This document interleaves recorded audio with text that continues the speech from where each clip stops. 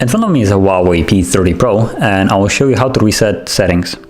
So we'll start off by going into settings, then go all the way down into system. From there, reset.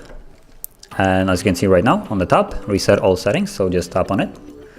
Now tap reset all settings, and you will need to confirm it if you have a pattern set like I do. I'll just draw my pattern and tap one more time, reset all settings, and wait for the message. Close. And now all the settings have been reset and the process is finished. So if you found this video helpful, don't forget to hit like, subscribe, and thank you for watching.